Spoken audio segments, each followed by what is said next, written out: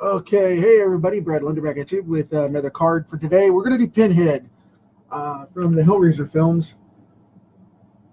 Going to share this one over with the page real quick, and then we'll make it really fast and knock it out and go from there.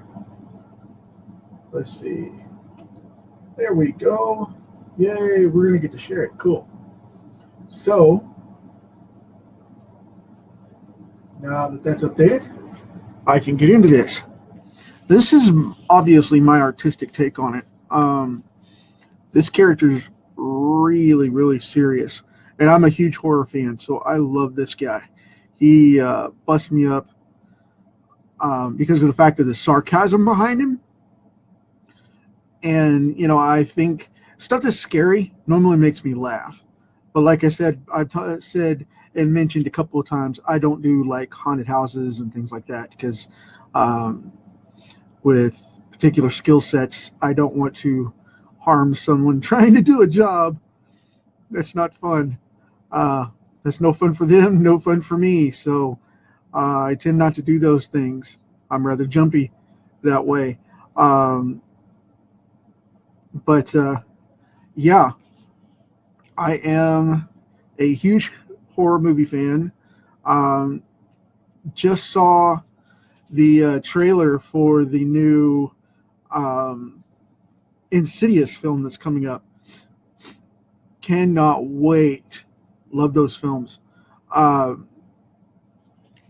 it's finally making it full circle. It looks like every follow up sequel has been a prequel, and it's going back to the beginning of the storyline where the demon that's involved turns out to be completely involved from the get go, and I'm looking forward to it.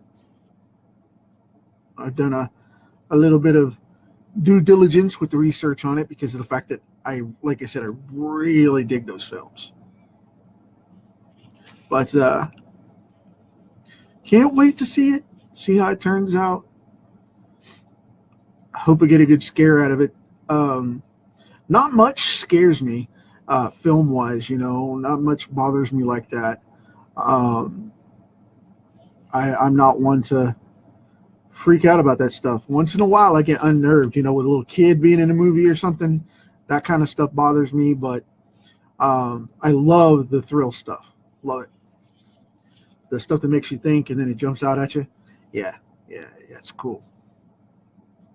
However, you can go old school massacre monster like old Pinhead here, where they pop up and um, even though they're creepily unknown and a mystery to the fan base, they still scare people so badly because you don't know what they're capable of. That unknown factor is part of what makes them so scary. And then on top of it, you have the really cool part of, them being in your face, being ready from Jump Street, and already have made the deal, with whoever they're going to victimize, and the cube's already in play in most cases, and this guy's just in your face from the get go, you know. And I really dig that about this character, is the fact that he's straight up, cold hearted, unforgiving, unrelentless, just boom, here I am doing my job, and this is what you made the deal. Time to come get you know whatever you got coming to you. So I think that's why people fear death so much too, is because of the fact that it's unrelentless and it's unforgiving and you can't change it. You know what I mean? Um, that's what makes life so precious when you have it to some extremes and some extent because of that fact. And I know nobody wants to go there; it's really deep, but and I'm not going to go too deep into that because that's not what I want to focus on. But uh, I think that's a common human element. Is the fact that we all have to face these imminent things, and that's why this guy is so scary. Is because he is not going to bend.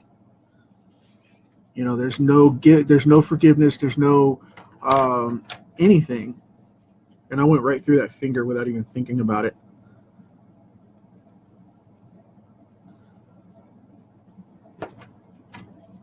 So, see, I do make mistakes. It happens. See. But anyway, yeah, it's always cool to figure out what the storylines of these movies are for me. I love to watch stuff like that and then see if I can figure it out, kind of like a detective, and then play it out and see if I'm right or wrong. And as it goes along and I get the information, I know instantly whether it's going to be a good call or a bad call. But it's part of it. I don't know. I guess that's in part being raised by a police officer, being around a police family. My stepdad was a cop for a lot of years, and I was in law enforcement for a while. And at the sheriff's department, as some people know, some people don't. That's just one of those things.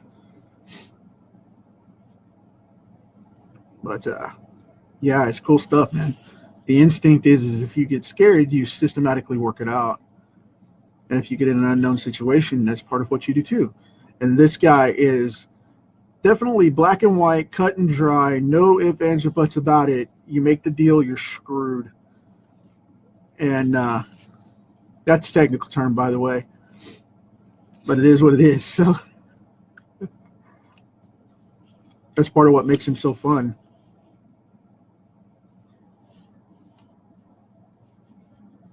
Hey, Kevin, Jay, glad you guys are on, man. I haven't caught you on in a while, Jay. Excuse my sniffles here in the background. I'm dealing with a cold front coming in here in the city, and there is a massive chill outside, and I am facing a little bit of a allergy attack or sinus attack or something tonight, and I'm not going to get sick or anything. I'm taking antihistamines and all that mess, but yeah, it just started coming on here the last little bit.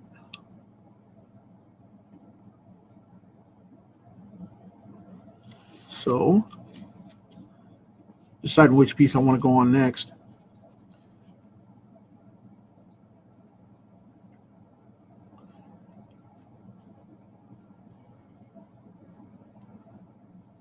He has rather thin lips, but I like to make them look a little, I don't know, I like to make people look a little more rigid and a little more masculine than some people do. He's more of an old school European type, and not to mention the actor that plays Pinhead is a little bit older, so he's a little bit softer in places. And Pinhead wasn't designed to be, a really good-looking guy. No offense to the actor, because of the fact that he's a sharp-looking dude for who he is, but and has a presence that's astounding. But Pinhead wasn't made to be a very attractive fellow because of the fact that they wanted the prominence of the nastiness. It was all about charisma and presence, and that guy's got it in droves. Now I'm going to flesh out around these eyes. People never do this part, and I always wonder why. But if you ever notice and watch Pinhead in action, he has no eyebrows. He's got these big pasty white ridges here, and he always has a really dark, almost sunken in type of look to his eyes. I mean, it's supposed to, I guess it's mascara and makeup and whatnot, of course, to give it that effect, but he always has these demonic eyes, like he's been almost a zombie rather than human turned demon, which that's supposed to be what happens, especially in that universe. They believe that it was written that it's humans that become demons in hell, like the angels are fallen. They become reflections of their masters in hell, and I find that a fascinating philosophy. But it's typical wear and tear on the human body and human soul, which of course runs the psyche and everything else. And I just find it fascinating when people take that approach, because for the most part, most people think demons are separate entities. So to find out that he is in charge of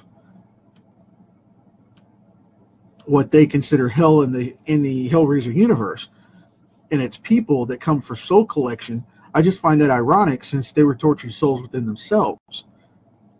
So, why would they be put in charge of that? You would think a hierarchy would be in place to control that. And maybe they did. Maybe there is a hierarchy in it because of the fact, maybe that is a sign of the hierarchy, sending minions to do their lesser work by soul collecting, because of the fact that PinHead is a tortured soul within himself.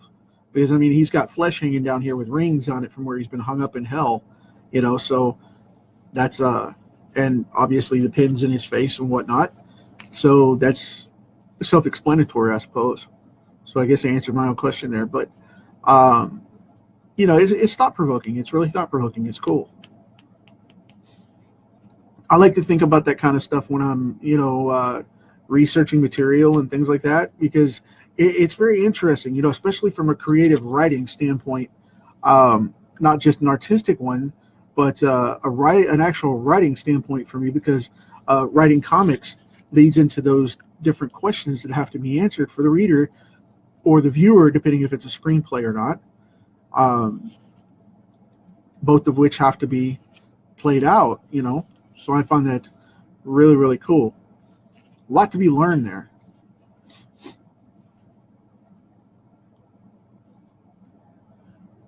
And it's always interesting to see how numb well-known creators get, like Stephen King or Wes Craven or any of those old school creators. I always find it fascinating to find out exactly how jacked up they are in comparison to what they are doing on paper versus what they're doing on the outside, in the regular everyday lifestyle of the world that they live. Because it's always interesting to see how dark people can go as well as how light, And I've always found it super interesting because, people will say, oh, well, that's a movie, that's a Hallmarky movie about, Hallmark being a reference like Coke for soda, or soda pop for reference to sodas. They say there's Hallmarky or even as far as religious type of aspects to everything that's done, because of the fact that it's either really, really light or and cheery and hopeful and praiseful and whatnot, and then you have the other side of it, which is the darker stuff of the horror films, which I watch both sides of the coin, because I really dig those Christmas movies. And yeah, I know it's lame, but I'm a dude, but the thing is, I really dig those Christmas movies because I love Christmas time. I really, really love the holiday movies. But I don't want to watch them 90 times. But I'll watch a couple of those movies once in a while. And, it's really cool to see how people think and how they go to that place when they're writing. And I know they don't live that way, especially Stephen King, because he's really relaxed, supposedly. I've heard him speak a couple times, but and that was a phenomenal experience, by the way. But yeah, it's one of those things where you see people do things like that and create these monstrous films and creatures and stuff, and you always have to wonder where that stuff comes from. Because I'm a rough guy. I like the action stuff. But I'm an action junkie. I'm a horror junkie. I love anything that's high motion. And in person, if you know me, I'm really, really animated. I mean, I'm really mild on here. I keep it low key, but I've got family members that are like, "Do you ever shut up?" And I've got friends that are like that too, and they're just like, "Dude, you're always on." And they snap their fingers at me and stuff, and it's just like, "Do you ever relax and let that go?" And I'm like, "I am relaxed. I'm just full of energy. It's just me. I'm animated. What can I say?" It's like, "Yeah, you're a cartoon, man." Well, love you too, brother. ah, so, and I find the more centered I get, the more uh, outgoing I am, and it cracks me up to no end because I freak people out because it's just like, "Really, dude? Yeah, oh yeah, man, cool, whatever." But I always take interest in seeing how people are like that. I got to hear John Grisham speak about a book training that he had done, and he was doing this little seminar, and I checked it out, and I tell you what, that was one of the most fascinating things in the world to see and hear. And it's like watching Steve Martin in a movie and then seeing him in person. It is so strange to see that, because what you end up seeing as the person is totally different than the characters that he plays. He's very funny, but unlike Robin Williams, he's very calm and very quiet and very refined with a demeanor to him, if that translates. Like, his music is very interesting in comparison to the person that he plays in the comedies that he acts in. And I love to see that stuff come out in creative writers and things like that as well, because you never know what you're going to get, and it's always different than what you think. So I think that's great to get a hold of that stuff, because then you find out, if you get a ticket to go see someone speak at one of these writers conventions or an authors convention or anything like that, go check it out. Go have a blast. Go have fun. Go do it. I promise you'll have a good time. If you're interested in what they have to say and you really want to know from the horse's mouth, definitely go to these things, because they are phenomenal. And you will not be disappointed. I have been to a few of them over the years, and I have never, ever, ever, ever, ever, ever, ever, did I say ever? Think so. Ever been disappointed by that. Those creators are awesome people. I was blown just completely out of my chair when I heard Anne Rice speak. And if you don't know who she is, she's the author of Interview with the Vampire and Queen of Darkness. And it's just phenomenal. Just absolutely phenomenal. And I'm not saying this to brag by any means. I'm telling you because I want you to go and experience this.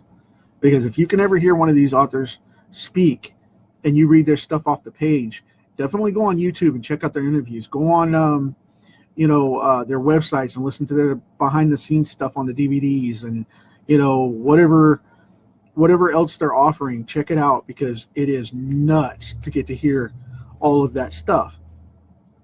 It is amazing. They didn't have the technology back in the day, but I mean, could you imagine a musician today getting to hear a Mozart or a Beethoven, even though he was deaf and probably couldn't speak very well? It just depends, hearing a Tchaikovsky or just Chopin or any, which, as you can tell, I'm into classical music as well, but just any examples, and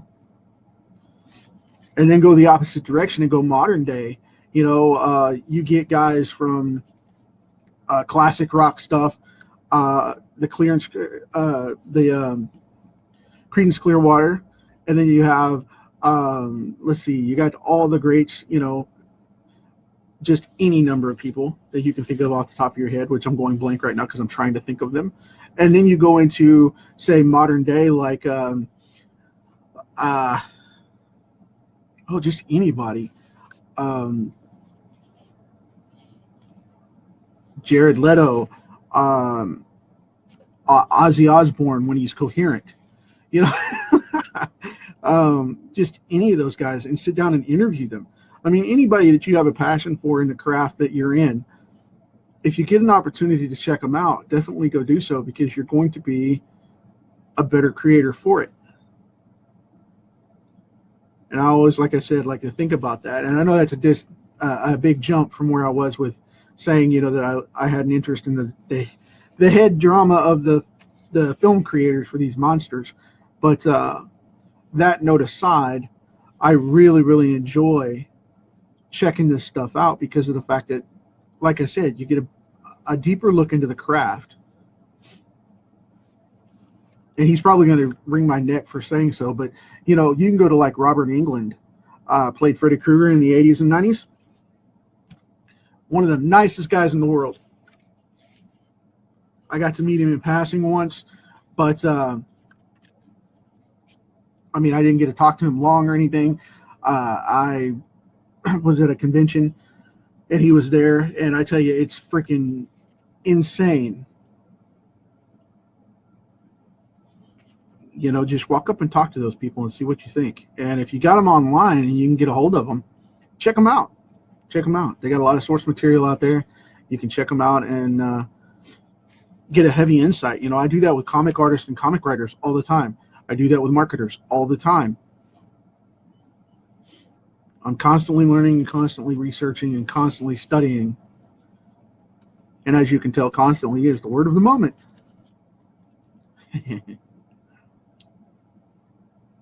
But yeah, check it out and see what you can find and see what you can think of to make your craft improve.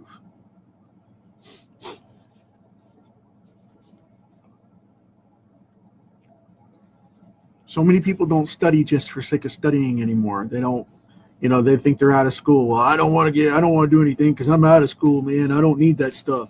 It's not going to help me anymore. Bring me another beer. But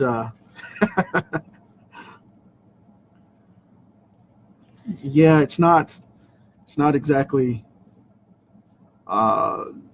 you know, it's not exactly hip anymore to study the way that I do, particularly because I pick through that stuff, and I love to study. I love to study different designs. I love to study different designers. You know, check it out. Hone your craft.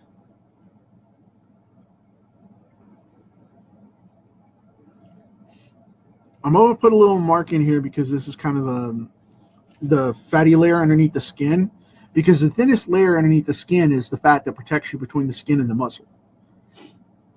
Fat is kind of an insulator, and it's stored in between the muscle tissue and the skin of everything. So that's why when you cut stuff off, it has to be tanned and skinned. If you do, if you're into hunting or anything like that, I don't want to gross anybody out, but if you're into hunting or something, or you make leather, that's how they make it. They remove the skin from the animal, and then they soak it and clean it, and then they pull it off, and they pull all of that interior fat away from the skin, and then you have just the leather. So there's a process to it. If you don't know what tanning is, please don't scare yourself by going online and looking at it, because you will. Don't go check. I'm warning you, don't check that out. That will turn you right off a cheeseburger really quick. And I don't care how tough you say you are. If you do, you will pay for it. It will mess with your head. I was raised on a farm. Believe me, I know. Been there, done that. Don't do it.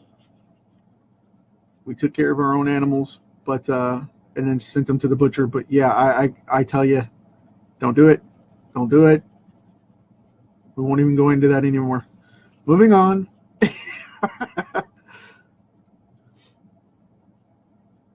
And for my kids watching, for the students, for the young people, take a heed of warning on this one. Do not watch this film without your parents' permission. I will tell them that I warned you, and you will get into trouble for it if you're not in the appropriate age range to watch these shows, because there's a lot more than the scary stuff that you should not be tinkering with. So ask your parents permission, please, before you go monkeying online, because I don't want you to get in trouble. Don't go watch these DVDs or Netflix it or something like that, you know. My ground rules on that. So parents, that's the note right there. So these are older films. If you haven't seen these, do not let your kids watch. I mean, Dominion of Hell, Gatekeeper should be warning enough. But if you don't know who PinHead is by the stray chance, please take my warning right now. Don't let your kids watch this film, until they're much older. Especially if they're younger kids. Don't do that. Don't do that. Don't let your babies get hooked on PinHead. Because these films are a little harsh. So they definitely are mature content.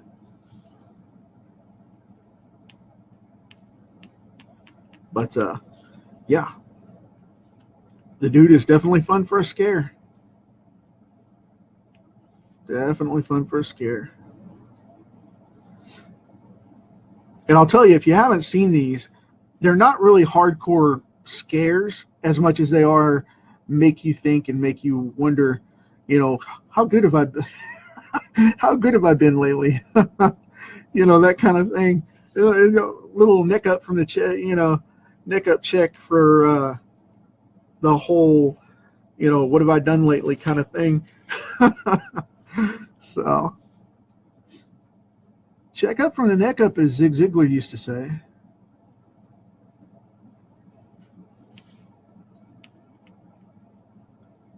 My buddy Rob says all the time, he says, man, he goes, you got that thing down. You keep saying that all the time. You got that thing down, don't you? I was like, yeah. I've only read Zig Ziglar since I was a kid. And he and Bob Proctor were a couple of the first marketing guys I got to follow. And then Jim Rohn came into the picture, and I got hooked on him doing heavy stuff. Earl Nightingale, I used to read all those old books that I could get from the library and just tore through them. And then the audio tracks came out, and then the videos got big, and man, I tell you, it's just, yeah. I'm into all that stuff.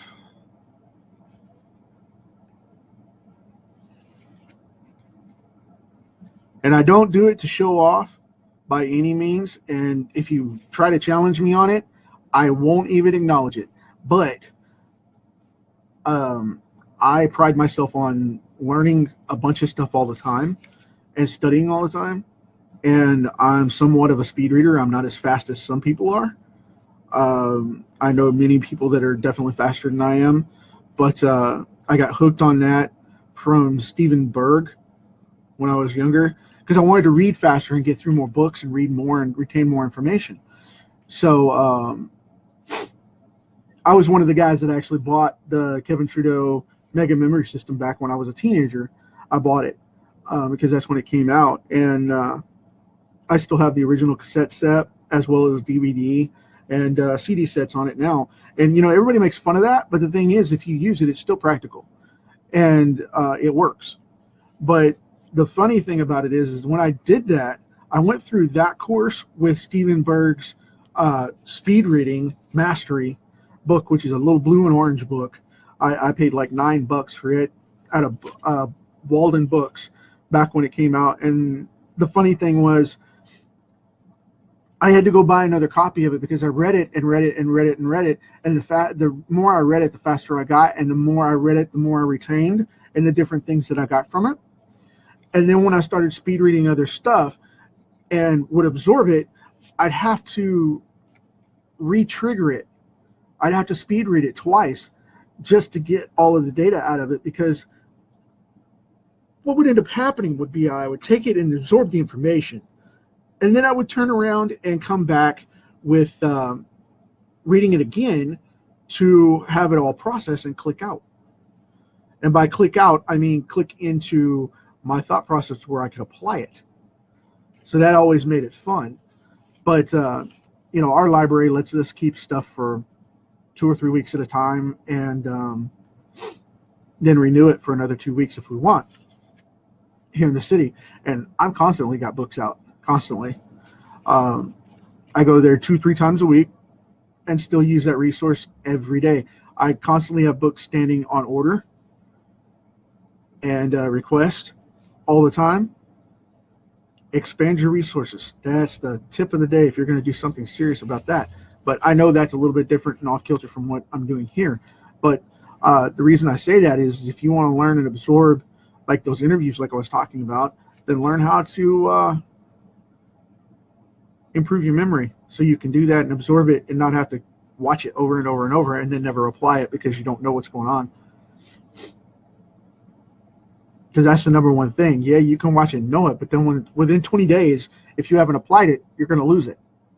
And I know a lot of people go, that's a farce, man. You can't do that. Well, it's 100% true. It's been proven numbers of times. It's 18 to 21 days, depending on the individual person's absorption, that when you learn something, if you don't apply it constantly, you will lose it. Go without drawing for 30 days and see what happens.